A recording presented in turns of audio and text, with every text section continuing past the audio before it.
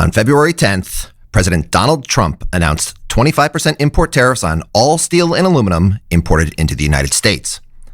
This is President Trump's second formal tariff announcement in 10 days. These new U.S. tariffs are scheduled to go into effect on March 12th. Unlike the first Trump administration, the tariffs this time around are starting off very fast. You are listening to an episode of Trade Talks, a podcast about the economics of trade and policy. I'm your host, Chad Bown, the Reginald Jones Senior Fellow at the Peterson Institute for International Economics in Washington. In this episode, we're going to talk about steel and aluminum tariffs. We'll describe the announcement of February 10th, how these tariffs compare to President Trump's earlier tariffs on those same metals, the economics of the industry, the potential impact of these tariffs, and the trading partner response thus far. To help us make sense of it all, I will be joined by a very special guest. Anna Swanson, The New York Times. Anna Swanson is a reporter in Washington covering trade and international economics for The New York Times. Anna has been on this beat since 2016. Like me, Anna has a long history of tariffs on steel, on aluminum, and with President Trump.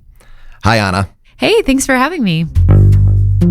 Anna, to start things off, what happened this time around on steel and aluminum? Yeah, so we had been hearing chatter for a while that the president would be interested in re-upping these steel and aluminum tariffs, that the steel industry in particular had been upset about volumes of steel coming in from Mexico and Canada, and the president might be turning to that problem.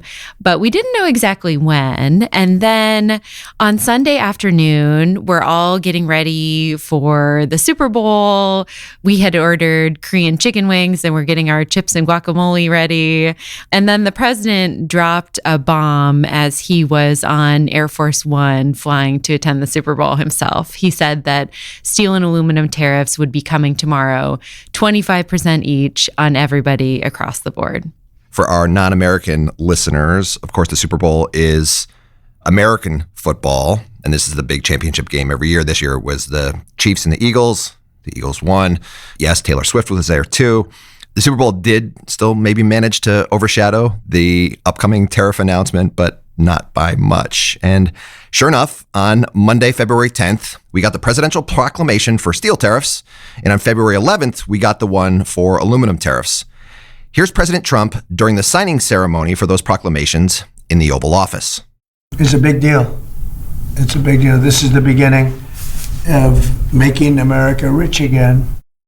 Anna, what were in the details of those proclamations? So the proclamations say that the president is fully restoring a measure that he first introduced in 2018. So going into effect on March 12th, 2025, basically a month from now, the United States would impose a 25% tariff on steel, and as well as a 25% tariff on aluminum, which is a little different. Previously, the tariff on aluminum had been 10%. This time also, they're extending the product coverage to include some derivative products. So, steel that has been sort of slightly transformed into other things that use steel as an input.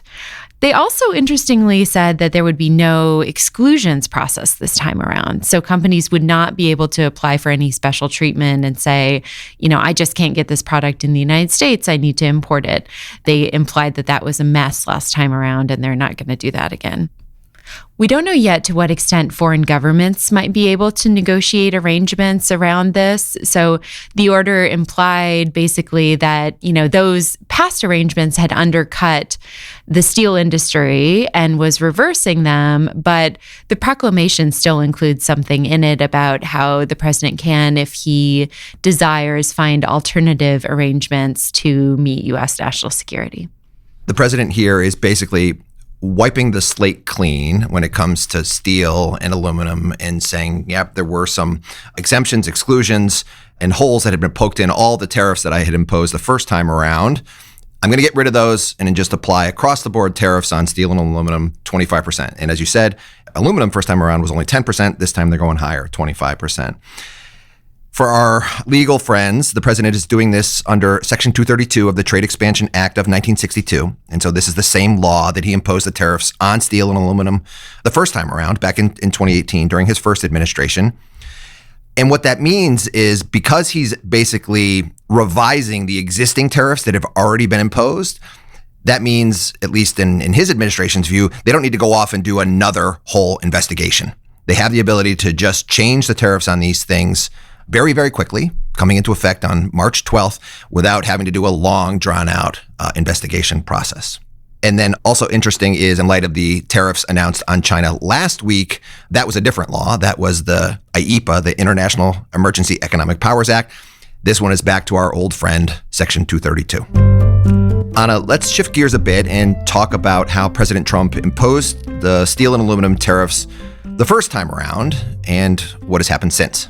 Okay, this is really reaching back into the far regions of my memory here. But last time the Trump administration announced that they were doing investigations into steel and aluminum in April 2017, and then it actually took them nearly a year to act on it. They did an investigation. And then in March 2018 was the first moment that the United States imposed tariffs. And initially, those hit steel and aluminum imports from countries like China and Russia. When they first imposed those tariffs, they initially did not impose them on a small select group of countries that the U.S. actually imports the vast majority of its metals from. To those countries, they said, come negotiate with us, offer us something, and maybe we won't put the tariffs on you. And relatively quickly, we saw South Korea, Argentina, and Brazil negotiate agreements for import quotas instead. So they promised to limit the volume of steel products they were shipping to the United States, and in exchange for that, they would not face tariffs on those shipments. And back in the spring of 2018, Canada and Mexico were also initially given an exemption from the tariffs and a chance to make a deal. The deal President Trump probably had in mind for Canada and Mexico not getting hit with tariffs was for them to agree quickly to the renegotiation that he also had ongoing with them of the NAFTA, the North American Free Trade Agreement, and to do so on his terms. By this point in the NAFTA renegotiations, Canada, Mexico, and the Trump administration were already deeply into multiple rounds of really, really antagonistic talks. And President Trump, over and over again, was threatening to withdraw from the deal unless it was redone on his terms. Things were not going well. The implication was neither Canada nor Mexico agreed to the bargain that he was offering in the spring of 2018. And as a result, they were both hit with tariffs, and both countries ultimately retaliated with their own tariffs against American exports. Now, all of the U.S. tariffs on Canada and Mexico's retaliatory tariffs on the U.S., they stayed on for basically a year. It was only in May of 2019, after the three countries reached an agreement on turning the NAFTA into the New Deal, the USMCA, that they also agreed to lift the tariffs and retaliatory tariffs off one another. So another really important trading partner in the steel and aluminum saga back then was the European Union. President Trump gave them a chance also to cut a deal in the spring of 2018, maybe something like voluntary export restraints, but the European Union did not agree. They were, like the Europeans always are, they were trying to be rules-based, stick with the principles of the WTO and the international trading system that we've all created. And as a result, they got hit with tariffs in June of 2018. And then they too retaliated against the United States. At the political level, you had Jean-Claude Juncker, the European Commission president, saying, quote, "We can also do stupid." And by that, they did their retaliation. They put tariffs on Harley-Davidson motorcycles, blue jeans, bourbon. And their calculation there was really interesting. They were trying to go after iconic American exports from key parts of the country that were political constituencies for President Trump and for Republicans. So some of that was key districts for congressional leadership. Harley-Davidson is, of course, based in Wisconsin. You had Paul Ryan in the House and Ron Johnson in the Senate. Bourbon, a lot of that comes from Kentucky, where you had Mitch McConnell, the then Senate leader. So their thinking seemed to be that perhaps these people might have influence with President Trump because through legislation, they could impact other parts of the president's agenda, things like tax cuts or other things that were going through Congress. Overall, the European Commission's approach to dealing with these tariffs at the time was really fascinating. They basically had a three-pronged response. The first was they did tariffs of their own. They were very worried about a sudden surge in imports of steel and aluminum coming from the rest of the world into their market, now newly being shut out of the U.S. market. So they imposed some tariffs of their own. Second, they filed a formal WTO dispute against the U.S. tariffs, challenging them in Geneva. And the third thing was the immediate retaliation that Anna just mentioned. And there it was a really interesting legal argument that they put forward that a number of other countries followed on, which was the claim that these Section 232 tariffs that the Trump administration was imposing that were coming under this national security law were not really national security tariffs. They were instead safeguard tariffs. And why this matters in WTO terms is under the WTO's legal agreement on safeguards, if you impose one of these safeguard tariffs and there hasn't been an immediate surge in imports, then trading partners are permitted immediate compensation. And the immediate compensation is a limited form of retaliation. And so that was the Europeans' legal argument in this particular case. One last important point from that era with the Europeans is they were really upset, not just with the tariffs, but it was the way through which the United States was imposing these steel and aluminum tariffs. Resort to this national security law was really, really new, and it was pretty extraordinary. And President Trump was essentially saying here that imports of steel and aluminum from Europe, right, a military treaty ally under NATO, countries who had supported American military efforts with troops of their own, were suddenly a threat to American national security. So the Europeans really felt put on notice that this was more than just standard protection for the steel industry in the United States, and something was truly different this time around. So eventually, when the Biden administration came in 2021, they negotiated a deal with the Europeans. The EU agreed to accept an import quota, and they suspended their retaliatory tariffs. And then the Biden administration removed its tariffs. The Biden team negotiated similar deals with the United Kingdom and with Japan. Right. And now President Trump is saying that those deals are moot, and the steel tariffs are also going back on all of those countries, so not just the European Union, but also the UK and Japan as of March 12th. And the one country that was completely left off the hook back in 2018 was Australia. They had no tariffs, they had no import quotas, and it was a bit of mystery why then. But there were these stories at the time that the Australian Prime Minister Malcolm Turnbull had called in Greg Norman, who was a famous Australian golfer who President Trump knew, and that he had lobbied for an exemption. Interestingly, in the aluminum proclamation that was issued this past week, that is no longer the case. Australia is now being called out by name as a potential problem this time around. Yeah, and I had a lot of angry Australians commenting on my story the other day. Australia had just put down a big payment for U.S. submarines as part of the AUKUS deal, and I think they felt particularly betrayed by being singled out that way. Someone maybe better find Greg Norman's phone number and give him a call. Absolutely. Okay, Anna, now let's talk through some of the economics behind what's going on here. Maybe let's begin with the state of the U.S. steel and aluminum industries, and then we can get into the potential economic impact of the tariffs themselves. So the steel and aluminum industries are not doing particularly well in the United States. And the proclamations released by the White House really stress the difficulties that they are facing. I went and looked up the data. The Trump administration has consistently stressed wanting the capacity utilization rate for these industries to be around 80%. Capacity utilization is how much of your existing resources at mills or smelters in existence today are actually being put to use and not sitting there idle. And for steel, that capacity utilization rate is down to about 69%. Yes, the steel industry was very happy about these tariffs. The American Iron and Steel Institute said in a statement that they welcomed President Trump's continued commitment to a strong American steel industry, which is essential to America's national security and economic prosperity. Interestingly, though, the United Steelworkers Union felt a little differently. They do not want tariffs on Canada, though they're okay with tariffs on Mexico, because their membership stretches across the U.S.-Canada border and includes members in Canada.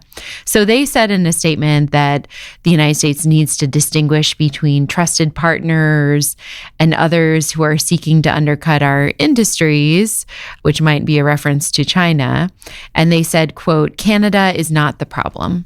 For someone, at least in the United States, it will be good for our friends north of the border to hear that there are folks who think that Canada is not the problem. For aluminum, the longstanding American concern has been the decline in production of primary aluminum. This is the very beginning of the aluminum supply chain, the very, very first input. According to the U.S. Geological Survey that keeps data on these things, there were 4 primary aluminum smelters in operation in 2024, but only 2 of those smelters were actually operating at full capacity. 2 of the smelters were operating at reduced capacity. And the story has been that because aluminum smelting is super energy intensive, it's pretty expensive to do in the United States.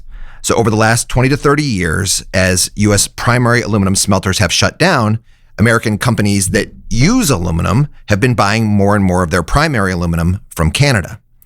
Canada has access to cheaper energy, hydroelectric power, for example.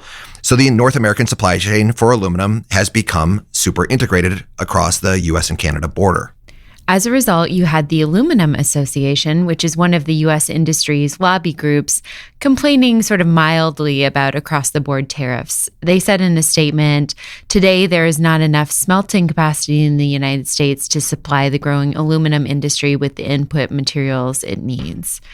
So they may like the tariff on downstream products that helps their companies, but essentially they dislike the tariff on the primary aluminum coming from Canada and think that is going to make their products more expensive and less competitive. Let's talk more about those downstream industries, the ones that use the steel and aluminum. For steel, the estimates are that for every 1 worker in an American iron or steel mill that may be helped by these tariffs, there's roughly 20 workers in a company for which more than 5% of their production costs are steel and that are therefore going to be hurt by these tariffs. Industries that use metal to make other things have already been complaining. Jim Farley, the chief executive of Ford, recently said, quote, let's be honest, long-term, a 25% tariff across the Mexico and Canada borders would blow a hole in the U.S. industry that we've never seen. We also saw pushback from industry associations representing companies making industrial machinery or food packages. And the Brewers Association, which represents companies making our beloved craft beers, also expressed worries about the higher costs for the aluminum that they need for cans, and also the potential for countries like Canada or other governments to retaliate against American beer exports. And the importance of beer, of course, cannot be understated, given that all of this was happening right around the time of the Super Bowl. Overall, higher tariffs might help some steel and aluminum making companies in the United States and their workers, but it will also hurt metal using companies and their workers in the United States because of higher costs. And eventually, American consumers will be hurt as well through higher prices. What President Trump may be arguing here is that in this new and scarier world, with potential geopolitical and military conflict on the horizon, the United States needs to maintain a more viable domestic steel and aluminum industry for its defense industrial base. Maybe. But if that is the goal, it's going to be costly. So we should really be scrutinizing how to achieve those national security objectives in the least expensive way.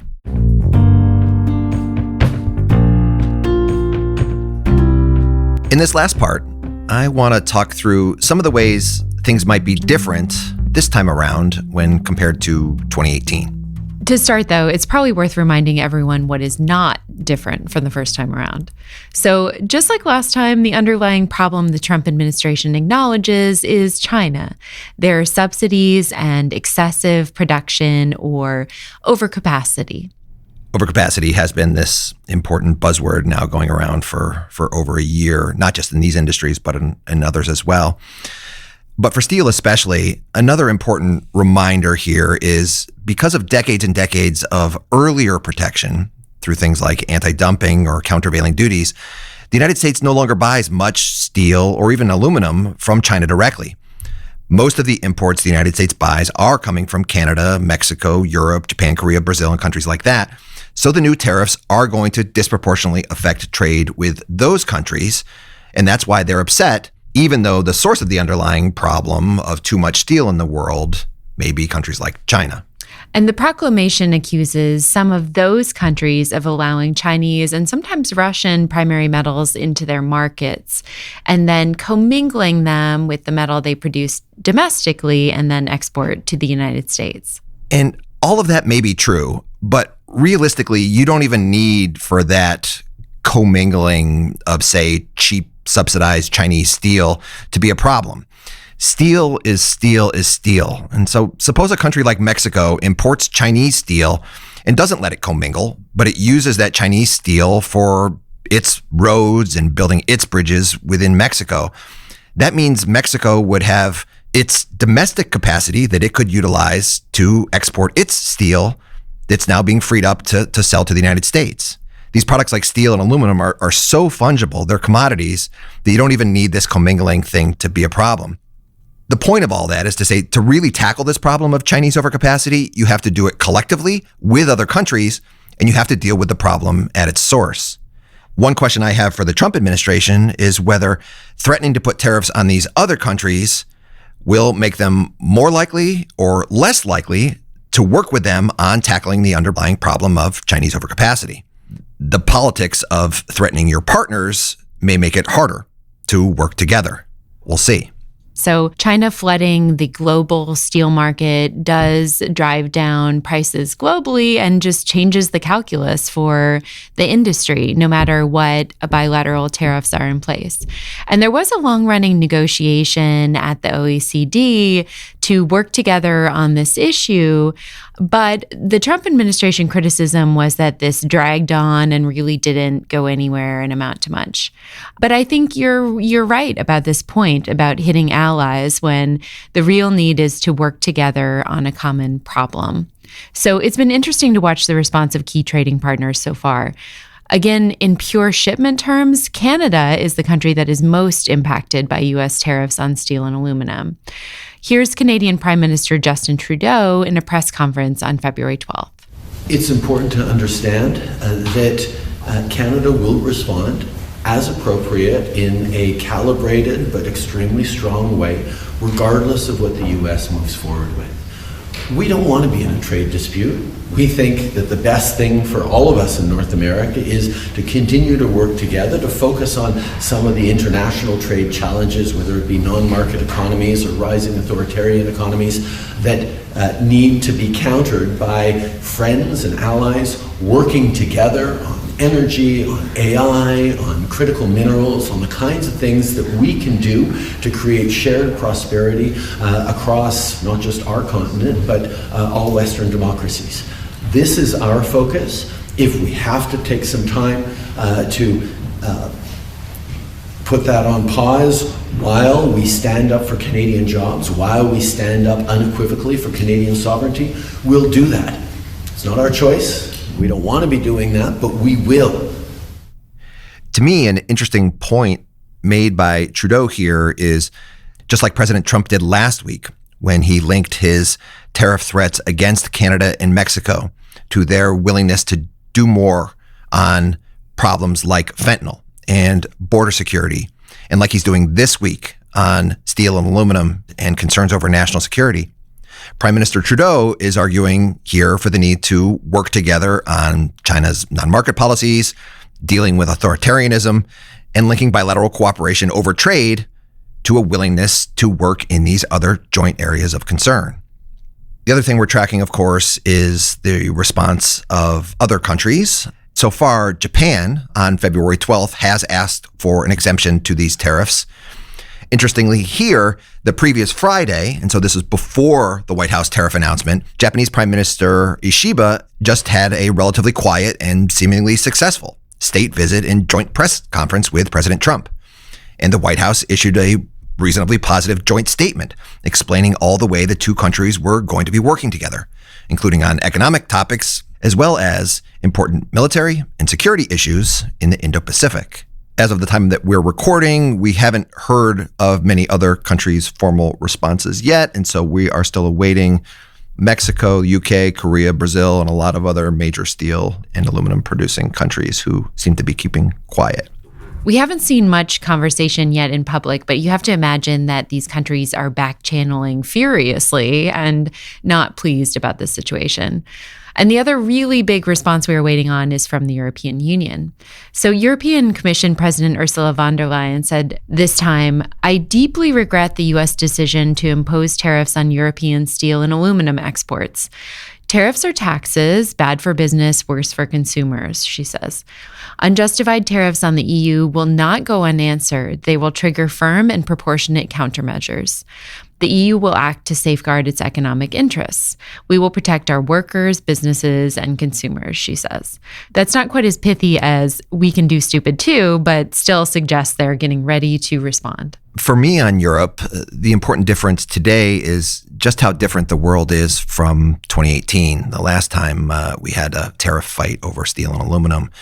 Geopolitics are playing a much bigger role today than back then, especially given China's aggression, but also Russia's full-scale invasion of Ukraine in 2022. And we've already seen, for the case of Canada and Mexico and fentanyl and immigration, that President Trump likes to tie tariffs to non-trade issues. For Europe, President Trump is already concerned about NATO. And this week, President Trump did a call with Russian President Vladimir Putin and framed the Russia-Ukraine conflict as something that he was going to negotiate a deal on.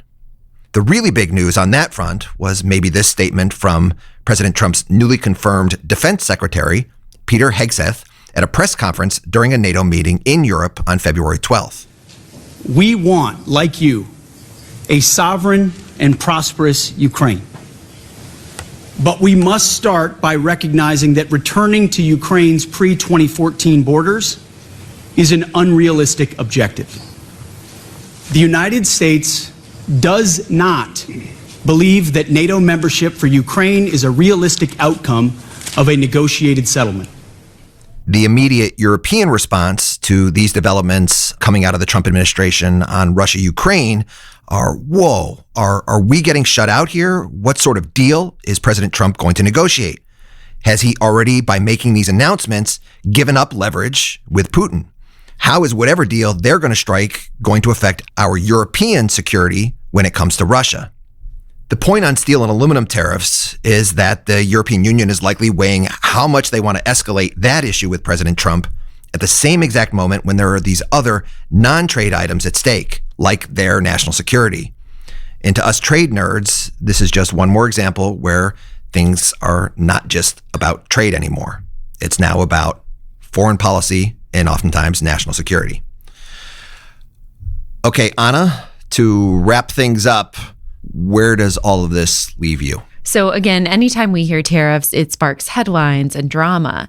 That's partly why President Trump, a former reality TV star, after all, likes them so much. But the reality is that these particular tariffs probably should not be overblown. It is very important to steel-consuming industries, but this measure, after all, just hits tens of billions of dollars of trade, in contrast to some of the president's other proposals, like putting tariffs on all imports from Canada, Mexico, and China, which would affect over $1 trillion of trade. Also, steel is an industry that all U.S. administrations for the last 60 years have granted exceptional protection to, regardless of administration, Republican or Democrat. The industry just constantly gets some special protection because of its importance to the military and the national security industrial base. For President Trump, he's seeking to capitalize on this for political reasons, I think. For me, the thing that I'd like to go back to is the big underlying issue, which is the Chinese excess capacity and non-market economy problem that we have been talking about for a very, very, very long time now. And that problem just hasn't been fixed. It was a big deal and wasn't fixed in the Trump administration. It was a big deal and wasn't fixed in the Biden administration. And it's still there, as you just heard from Justin Trudeau. In the Biden administration, the United States and EU were discussing how to come up with a potential solution to that, the Global Arrangement on Sustainable Steel and Aluminum, GASA, something that would tackle global excess capacity, climate concerns, since some countries' steel and aluminum is a lot more carbon emission intensive than other countries, as well as these non-market policies and practices, and probably a bit of national security concerns being dealt with as well, to make sure that countries like the United States can have viable steel and aluminum sectors during national emergencies like military conflicts where you might need them especially. But the United States and Europe never got a deal. Now, that doesn't mean, though, that the underlying issues aren't still there, even though they didn't come to an agreement. It just means that this is really, really, really hard. My hope, and maybe this is naive, but my hope is that President Trump's talks on tariffs, maybe they'll be used as an opportunity to do something collectively and actually tackle, finally, the underlying problem. But we'll see. Anna, thank you very much. Thanks for having me. It's fun to be here. And that is all for Trade Talks. A huge thanks to Anna Swanson at the New York Times. Do read Anna's in-depth coverage of international trade, especially all the excitement these days coming out of the White House. Check out her piece from earlier this week titled, "Trump Hits Foreign Steel and Aluminum with Tariffs, Restarting an Old Trade Fight." So far on Trade Talks, with the Trump administration imposing lots of new tariffs, there's also been a lot of reminiscing about old tariffs. If you're new to President Trump and all these tariffs, or if you've just forgotten all the timing and the details, I want to point you to two resources that we have put together at the Peterson Institute. The first is titled Trump's Trade War Timeline, an up-to-date guide. It's something that Melina Kolb and I put together during that first Trump administration. And we are about to launch a second timeline, just in time for the second Trump administration's tariffs. So Google them, or I will post links to both on the episode page of the Trade Talks website. Speaking of Melina Kolb, a big thanks to her, our supervising producer. Thanks as well to Isabel Robertson, our audio producer. And thanks to Sam Albuez on digital.